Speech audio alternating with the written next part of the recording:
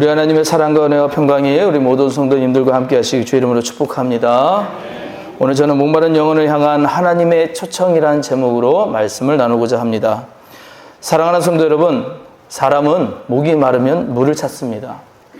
목마른 사람에게 다른 것은 눈에 들어오지 않습니다. 좋은 옷도 필요 없고 비싼 물건도 소용없습니다. 당장 필요한 것은 물입니다. 그런데 육체의 목마름보다 더 깊은 목마름이 있습니다. 그것은 바로 영혼의 목마름입니다. 한 시골 마을에 오래된 우물이 하나 있었습니다. 처음에는 맑은 물이 넘쳐났지만 사람들이 오래 사용하지 않자 우물은 점점 말라갔습니다. 마을 사람들은 우물이 고장났다고 생각했습니다. 그런데 한 노인이 말했습니다. 우물이 고장난 것이 아니라 물길이 막힌 거야. 며칠 동안 흙과 돌을 치워내자 다시 맑은 물이 솟아올랐습니다. 우리의 영혼도 그렇습니다. 하나님께서 생명의 문을 끊으신 것이 아니라 죄와 염려와 세상의 욕심이 그 통로를 막아버린 것입니다. 하나님께 다시 나아갈 때 메마른 영혼에도 생명의 물이 흐르기 시작합니다. 사랑하는 성도 여러분, 이런 목마름은 특별한 사람에게만 있는 것이 아닙니다. 우리 모두의 마음속에 있습니다. 일이 잘 풀리지 않아서 목마를 수 있습니다. 반대로 일이 잘 풀리는데도 목마를 수 있습니다. 돈이 부족해서 불안할 수 있지만 돈이 있는데도 허무할 수도 있습니다. 혼자라서 외로울 수 있지만 많은 사람들과 함께 있으면서도 외로울 수 있습니다. 왜 그럴까요? 왜 그렇게 됐을까요? 우리의 영혼은 하나님을 향하도록 지음받았기 때문입니다. 세상에 좋은 것들이 우리 삶에 기쁨을 줄 수는 있습니다. 그러나 그것들이 하나님이 앉으실 자리를 대신할 수는 없습니다. 사람의 영혼은 세상의 것으로 가득 채운다고 만족하는 것이 아닙니다. 오히려 무엇인가를 더 많이 소유할수록 더 깊은 갈증을 느끼기도 합니다. 바로 이런 우리를 향하여 오늘 하나님께서 말씀하십니다. 오라, 너희 모든 목마른 자들아 물로 나오라, 돈 없는 자도 오라. 이사야 55장은 바벨론 포로 생활로 지쳐있던 이스라엘 백성에게 주신 말씀인 것입니다. 그들은 나라를 잃었습니다. 성전도 무너졌어요. 고향에서 쫓겨났습니다. 오랜 세월 타국에서 살아가면서 마음속으로 생각했습니다. 하나님께서 우리를 버리신 것은 아닐까? 우리에게 다시 시작할 기회는 있을까? 그런데 하나님은요, 절망 가운데 있는 이 백성에게 왜 그렇게 되었냐고 먼저 추궁하지 않으셨습니다. 너희 잘못했으니 스스로 해결하고 오라 라고도 말씀하지 않으셨습니다. 하나님께서 먼저 부르셨습니다. 오라, 이것이 바로 복음의 출발인 것입니다. 우리가 하나님께 가기 전에 하나님께서 먼저 우리를 찾으셨습니다. 우리가 하나님을 붙잡기 전에 하나님께서 먼저 우리를 붙드셨습니다. 우리가 사랑받을 만한 사람이 되었기 때문에 부르신 것이 아니라 목마르고 지치고 가진 것이 없는 바로 그 모습 그대로 하나님께서 오라고 부르셨습니다. 오늘 본문을 통해 하나님께서 우리에게 주시는 세 가지 말씀을 한번 살펴보고자 합니다. 첫째는 하나님은 목마른 영혼을 먼저 초청해 주신다는 것이에요. 본문에 오호라라고 하는 외침으로 시작합니다. 이 외침은 장터의 상인들이 사람들 향해 큰 소리로 외치는 것과 같은 표현입니다. 요새 장에 잘 못 나가봐서 모르겠는데 요새도 그런 분들이 있는지 모르겠어요. 오라 오라 골라 골라 하시는 분. 그죠? 그런 분들 있잖아요. 골라 골라 해가지고 그런 분들은 목소리도 독특하셔요. 그죠? 일반 오라 오라 하는 소리는 잘 안 들어와요. 근데 오라 오라 하면 이상하게 그 목소리 듣고 사람들이 시안에서 왔다 또 골라가다 이런 일들을 합니다. 여러분, 이 장터의 상인들과 같은 이 부르심, 이런 목소리가 바로 하나님이 우리를 향해 부르시는 음성, 오라라고 하는 말의 뜻이라는 거예요. 여기에 물이 있다. 목마른 사람은 누구든지 오라. 하나님은 조용히 숨어 계시면서 우리를 찾아오기를 기다리시는 분이 아니에요. 길을 잃은 우리를 향해 큰 소리로 부르시는 분이신 것입니다. 이리로 오너라, 내게로 오너라, 내가 지금 목마르지 않느냐. 본문에 나오는 이 목마른 자는 단순히 물 한 모금이 필요한 사람이 아닙니다. 더 이상 견디기 어려울 정도로 갈급한 사람인 것이에요. 그런데 하나님은 바로 그런 사람을 부르십니다. 하나님은 강한 사람만 부르시는 것이 아니에요. 모든 문제가 해결된 사람만 부르시는 것도 아닙니다. 오히려 지친 사람, 실패한 사람, 눈물 흘리는 사람, 자신의 힘으로는 더 이상 버틸 수 없다는 것을 깨달은 사람을 부르십니다. 그러므로 여러분, 목마름을 부끄러워하지 마십시오. 기도가 잘 되지 않는다고 숨지 마십시오. 믿음이 흔들린다고 하나님을 피하지 마십시오. 마음이 무너졌다고 괜찮은 척하지 마십시오. 목마름은 하나님께 나아가지 못하게 하는 장애물이 아닙니다. 오히려 하나님께 나아오라는 신호인 것입니다. 한 집사님이 계셨습니다. 몇 년 동안 사업도 잘 되지 않았고 자녀 문제가 겹치면서 마음은 점점 메말라갔습니다. 교회는 빠지지 않았습니다. 예배도 드렸고 봉사도 했습니다. 그런데 어느 순간부터 예배를 드려도 말씀이 들리지 않았습니다. 기도를 해도 같은 말만 반복하는 것 같았습니다. 어느 날 집사님은 집에 먼지만 쌓여있던 성경책을 꺼내들었습니다. 많이 읽겠다는 결심도 아니었습니다. 그날 그는 시편 한 장을 읽었습니다. 다음 날도 시편 한 장을 읽었습니다. 그 다음 날도 한 장을 읽었어요. 그렇게 몇 달이 흘렀습니다. 변화가 있었습니다. 아니, 변화가 생겼습니다. 어느 날 집사님이 이런 말을 했습니다. 문제가 해결된 것은 아닙니다. 그런데 예전에는 문제만 보였는데 이제 말씀 속에서 하나님이 보이기 시작했습니다. 그리고 이렇게 덧붙였습니다. 하나님이 제 상황을 먼저 바꾸신 것이 아니라 제 마음이 하나님께 다시 향할 수 있도록 붙들어 주셨습니다. 두 번째로, 하나님은 값없이 은혜를 베푸십니다. 1절 후반부에 이런 말씀하셨어요. 너희는 와서 사 먹되 돈 없이 값없이 와서 포도주와 젖을 사라. 참으로 이상한 말씀입니다. 사라 하시면서 돈 없이 사라고 하셔요. 세상에서는 값을 지불해야 물건을 얻을 수 있습니다. 좋은 결과를 얻으려면 노력해야 합니다. 시험에 합격하려면 공부해야 하고 생활하려면 일해야 합니다. 그래서 우리에게는 모든 것이 거래처럼 생각하는 습관이 있습니다. 이 습관이 신앙 안에도 들어옵니다. 내가 기도를 많이 하면 하나님이 복을 주시겠지. 내가 봉사를 열심히 하면 하나님이 나를 더 사랑하시겠지. 내가 착하게 살면 하나님께서 인정하시겠지. 물론 기도해야 합니다. 봉사해야 해요. 선하게 살아야 합니다. 그러나 그것은 하나님의 사랑을 사기 위한 값이 아니에요. 이미 받은 사랑에 대한 감사의 응답인 것입니다. 하나님의 은혜는 거래가 아닙니다. 바로 선물인 것이에요. 그렇다면 하나님께서 값없이 주신다는 것은 아무런 값도 치르지 않았다는 뜻일까요? 그렇지 않습니다. 우리는 값을 치르지 않았지만 예수 그리스도께서 이미 값을 치르셨습니다. 우리가 받아야 할 죄의 형벌을 예수님께서 십자가에 담당하셨습니다. 우리가 하나님께로 돌아갈 길을 열어주시기 위해 주님께서는 자신의 생명을 내어주셨습니다. 우리에게는 값없이 주어지지만 하나님께는 독생자로 내어주신 값비싼 은혜였습니다. 그러므로 값없는 은혜는 값싼 은혜가 아니에요. 십자가의 피로 마련된 은혜인 것입니다. 우리는 자격이 있어서 구원받은 것이 아닙니다. 주님께서 값을 치르셨기 때문에 구원을 받은 것이에요.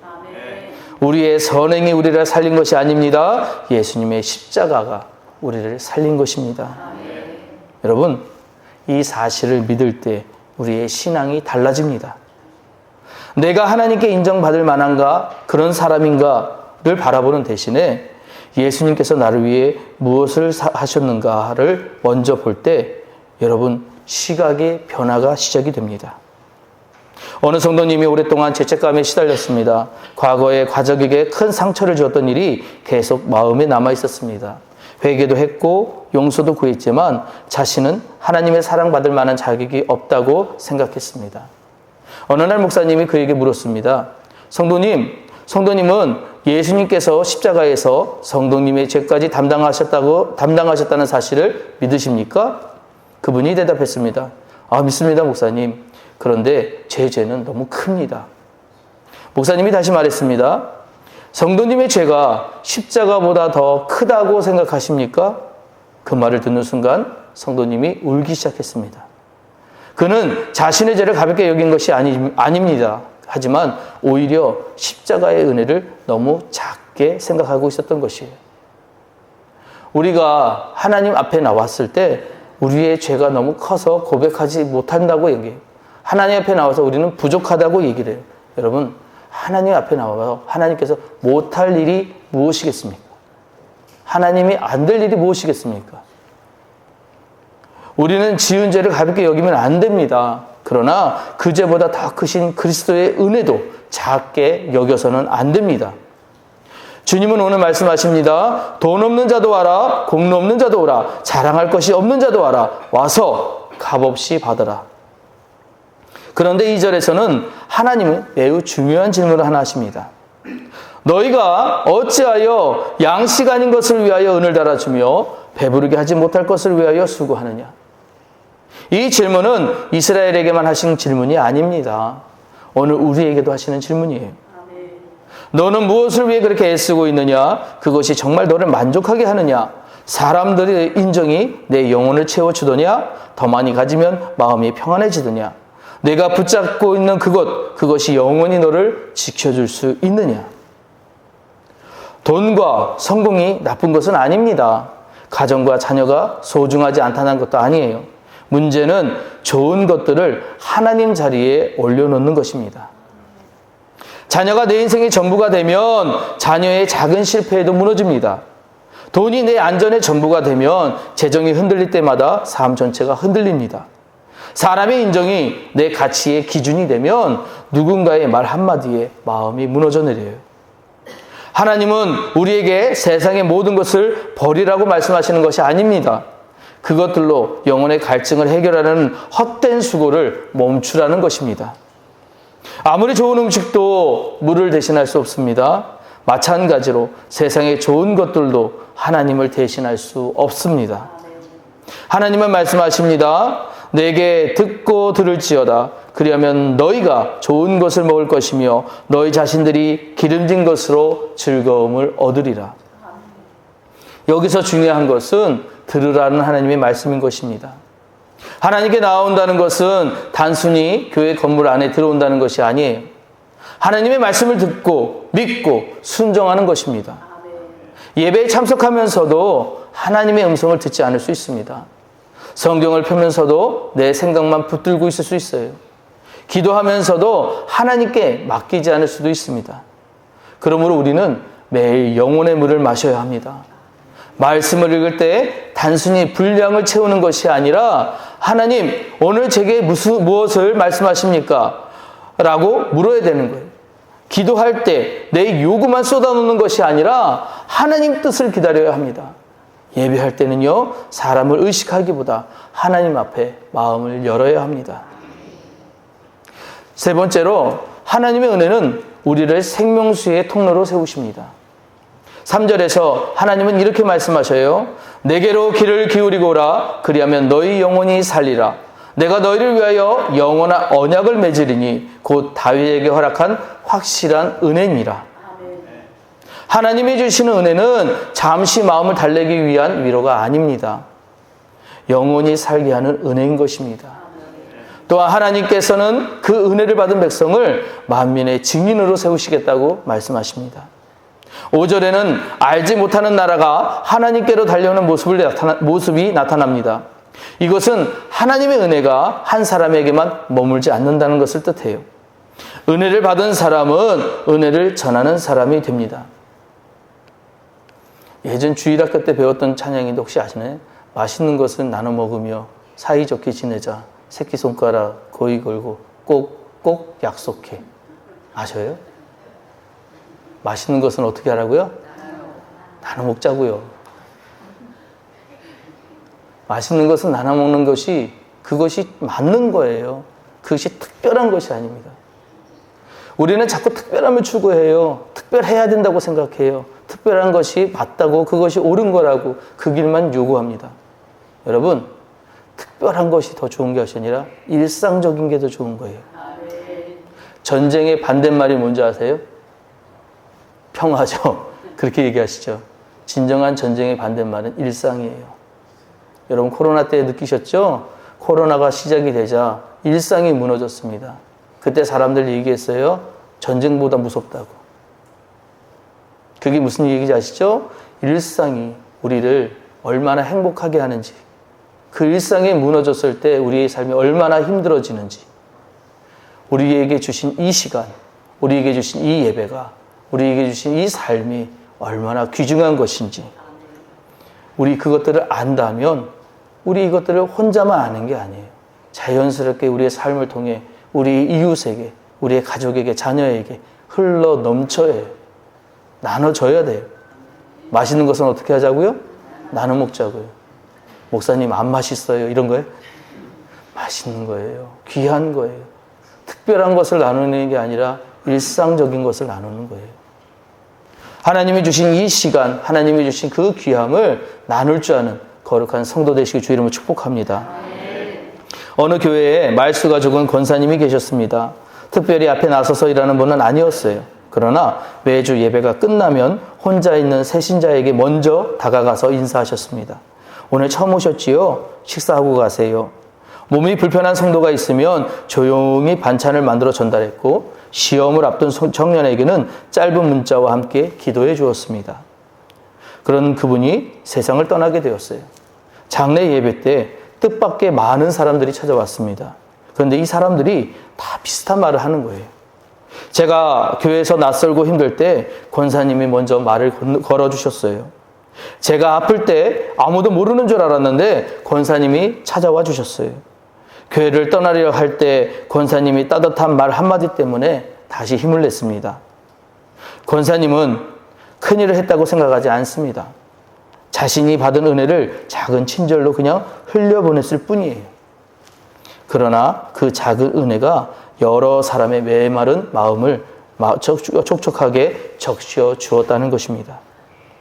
사랑하는 성도 여러분, 우리 모두가 다 선교사가 되어서 먼 나라 가야만 생명수의 통로가 되는 것은 아닙니다. 가장 먼저 가정에서 먼저 따뜻한 말을 건네는 것이 생명수를 흘려보내는 것이에요. 힘들어하는 사람에게 그 사람의 말을 판단하지 않고 들어주는 것이 생명수를 흘려보내는 일입니다. 누군가를 위해 기도하고 외로운 사람에게 전화하고 잘못한 사람에게 다시 기회를 주는 것이 생명수를 흘려보내는 일인 것이에요. 가정 안에서 가장 가까운 사람에게 상처 주는 말을 쏟아내면서 세상에 빛이 될 수는 없습니다. 교회 안에서 서로 경쟁의 대상으로 보면서 은혜의 통로가 될 수는 없어요. 하나님께 받은 은혜는 먼저 우리의 말과 표정과 태도에서 나타나야 합니다. 나는 옳다 하는 것을 증명하는 것보다 한 사람을 살리는 것이 중요합니다. 누가 더 많이 했는지를 따지기보다 함께 섬기는 것이 중요합니다. 받은 상처를 되갚는 것보다 그리스도 때문에 용서하는 것이 중요합니다. 여러분 들어오시다가 우리 여기 그 주차장 공사하는 거 보셨지요? 해놓은 거 보셨지요? 너무너무 아름다우고 잘 지었는데 왜 거기다 주차 안 되시나요? 갑자기 뭔가 바뀌어서 거기다 대면 안 될 것 같아서 그러셨나 본데, 예. 그 일을 하는데 저는 정말 놀랐습니다. 우리 성도님들이 와서 한 땀 한 땀 흘려신 그 땅이 진짜 만들어지는 거예요. 꿈꿨던 것들이 막 만들어지는 거예요. 생각했던 것들이 현실이 되는 거예요. 저는 그래서 믿음이 바라는 것들이 실상이 되고 보지 못한 것들이 증거가 되는 것들을 체험하면서 하나님 살아계시구나. 하나님 대단하시다. 이것들을 하는데 더 놀라운 건 뭐냐면 우리 성도님들이 와가지고 서로 그렇게 칭찬을 해요. 당신 때문에 잘 됐다고. 당신이 열심히 해줘가지고 이렇게 된 거라고. 다 내가 했다고는 얘기 한마디도 안 해요. 그죠? 내가 했다는 말 한마디도 안 하고 다 누구 때문이라고, 누구의 덕이라고 서로 칭찬하는 거예요. 여러분, 그게 교회예요. 그게 성도예요. 서로를 위해 칭찬해주는 말, 그것을 흘러 넘치는, 그게 생명수가 되는 거예요. 사랑하는 성도 여러분, 이사야서 55장의 초청은 예수 그리스도 안에서 이것이 완성이 돼요. 예수님께서는 요한복음 7장에 큰 소리로 외치셨습니다. 누구든지 목마르거든 내게로 와서 마셔라. 이사야서에는 하나님께서 오라라고 하셨어요. 그런데 예수님께서는 내게로 오라라고 말씀하십니다. 예수님은 생명수로 가는 길만 알려주신 분이 아니라 예수님 자신이 생명수이심을 나타내신 것입니다. 요한복음 4장에서 예수님은 사마리아 여인을 만나셨습니다. 그 여인은 뜨거운 대낮에 혼자 물을 길러 나왔어요. 사람들의 시선을 피하고 싶었기 때문입니다. 그의 삶에는 관계의 상처와 수치심이 있었어요. 그는 사람들을 통해 자신의 목마름을 해결하려고 했지만 계속 목말랐습니다. 예수님은 그 여인의 과거를 알고 계셨어요. 그러나 정죄하기 위해 찾아가신 것이 아니라 생명수를 주기 위해 찾아가셨습니다. 예수님을 만난 여인은 물동이를 버려두고 마을로 달려갔습니다. 숨어있던 사람이 사람들 앞에 섰습니다. 수치심에 눌려있던 사람이 예수님을 전하는 증인으로 바뀌었어요. 이렇게 무엇이 그녀를 변화시켰을까요? 환경이 먼저 바뀐 것이 아닙니다. 과거가 지워진 것도 아니에요. 생명수 되시는 예수님을 만났기 때문입니다. 우리도 마찬가지입니다. 예수님이 우리 안에 오시면 모든 문제가 즉시 사라지는 것이 아니에요. 모든 문제보다 크신 주님을 만나게 되는 것입니다. 눈물 가운데서도 버틸 힘을 얻고 또한 실패 속에서도 다시 일어날 소망을 얻으며 죽음 앞에서도 영원한 생명을 바라보게 됩니다. 예수님은 십자가에서 내가 목마르다라고 말씀하셨어요. 생명수이신 주님께서 목마름을 당하셨습니다. 왜요? 왜 주님이 그러셨을까요? 바로 우리의 영원한 목마름을 해결하기 위해서입니다. 죄로 인해 하나님과 단절됐던 우리의 자리에서 주님께서 버림받음의 고통을 담당하셨습니다. 주님이 목마르셨기에 우리는 생명수를 마실 수 있게 되었습니다. 주님께서 값을 치르셨기에 우리는 값없이 은혜를 받을 수 있게 되었습니다. 여러분, 이것이 복음입니다. 이제 말씀을 맺겠습니다. 사랑하는 성도 여러분, 오늘 하나님께서 우리에게 물으십니다. 너는 지금 무엇으로 내 영혼의 목마름을 채우고 있느냐? 여러분, 사람의 인정입니까? 여러분, 가지고 있는 재산입니까? 자녀의 성공입니까? 지나간 상처에 대한 보상입니까? 그것들은 잠시 마음을 위로할 수는 있습니다. 그러나 영혼을 살릴 수는 없어요.